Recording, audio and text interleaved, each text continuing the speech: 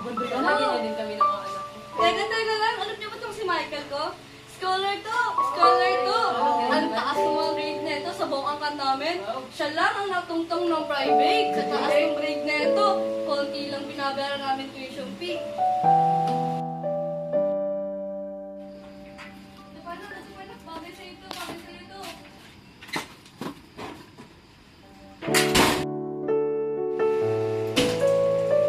Kumain ka na ba? Gusto mo magandang dito ng pagkain?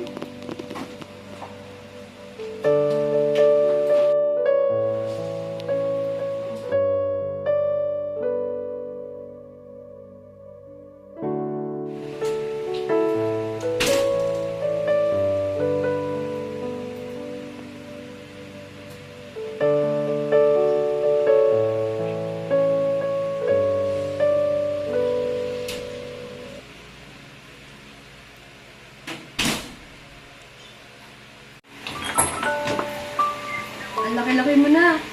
Akalain mo na ka ng ganyan ganda? Kumusta ka na ba, anak? Ganda ka naman ako. Nagkakatuwan eh. Alam mo ba nung bata ka? Skuday, ang dadadal mo. Lahat nangyayari sa kinukwento mo sa akin. Pati nga yung panaginip mo, kinukwento mo eh. Ano bang gusto mong malaman? Kamusta pag-aaral mo? Siguro may boyfriend ka na, no? Mabuti. Tumakas na naman. Boyfriend, wala ka sa akin.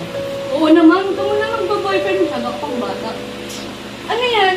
Sino pa yan? Ang ganda ha. Hindi ba sa ka ba? Alam mo ba, may kaibigan ako sa Hong Kong, nagpatato. Siguro, madumi yung karayom. Ayun, nagkaroon siya ng AIDS. Bago umalis ng Hong Kong, hindi siya mamatay. Hanggang kailan ka ba dito? Dito na ako, hindi na ako aalis. Ano gagawin mo dito? Naginigaw siya kami ng kaletlet mo at Ate Mercy mo. Ano ba? Hindi ka ba natuwa sa akin? Hindi tayo magkakaiwayway. Sige na, natutulog na ako. Maaga pa. Nay, alam kong dito ito yung taon ko na para sabihin sa iyo.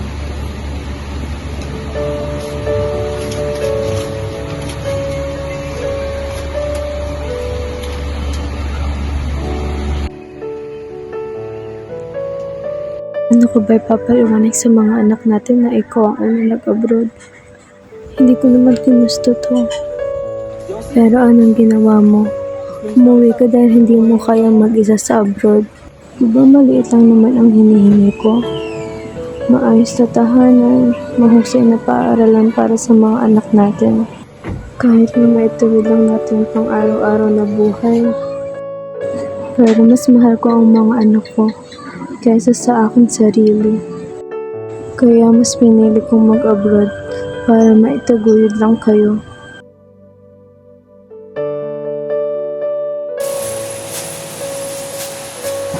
Bakit na? Huwag na po kayo umalis. Kailangan na eh. Mabalik na ko si nanay. Tulungan mo na lang sa ate mo dito. Tara dito, Day. Tulungan mo ako. Tutuin mo yan.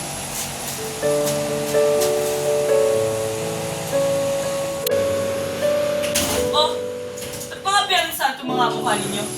Di ba kayo sanay? Sanayin niyo na ang mga sarili niyo sa mga pangako ng kapako.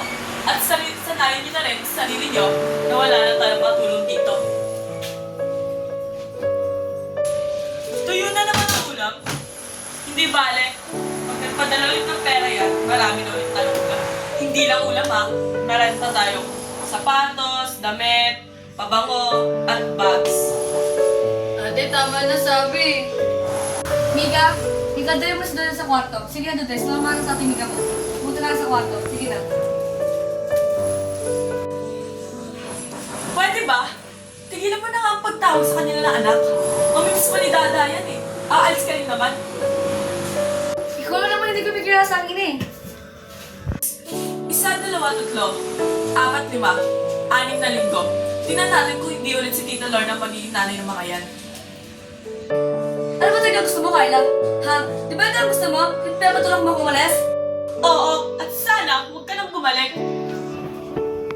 Bastos ka talaga eh, no? Ay, Alin, tama na po! Ano? Nalayas ka na naman? Ha? Sige, lumayas ka! Oo, talagang nalayas ako. Lumayas ka! Tulungan na sila yung naman ako sa bisyo mo! Gagawin ko talaga yan! Layas! Sige, lumayas ka! Lumayas ka! Magpabuntis ka ulit! Ate! Nay, tama na po! Tama na lang, Horace. Ba't yun na magiging anak mo? Bukasin na lang ang pinapakain mo! At maging puta yung katawan mo para may makain lang kayo! Alam mo, nagpapasalamat ako sa Diyos dahil hindi sinila ang mga bata na katulad mo. Katulad ng babae na responsable at makasarili. Oo, kung magkakanak man ako, sisiguraduhin kong makakasama ko siya sa hirap at ginhawa. Hindi ko siya ipagpapalit dahil lang sa pera. Kapal ang mukha mo! Ikaw ang sumira! Ay, tama na! Ikaw! Ang kapal ang mukha mo! Wala kang utang na loob! Kung ayaw mo sa akin, ayaw ko rin sa'yo. Sana hindi lang nakikita mo. At sana, hindi ko naging anak ko.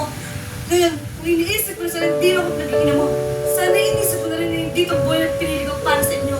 At kung iniisip ko sana binit sa dyan ko, sana iniisip ko na rin na ilang beses kong hindi gusto na panganak kayo sa mundo. Pero andito na ako.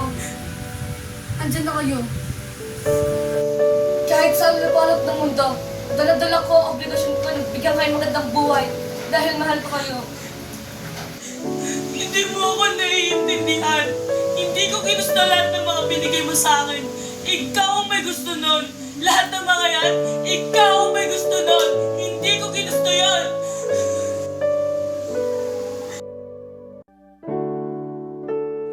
Para sa mga nanay na nagtatrabaho para sa kanilang mga anak, isa po kayong dakilang mga bayani dahil kahit anong pagod, hirap at lumbay sa pamilya ang iyong nararamdaman, ay mas pinili niyo pa rin tiisin ang lahat ng hirap, mabigay lang ang kanilang mga pangangailangan.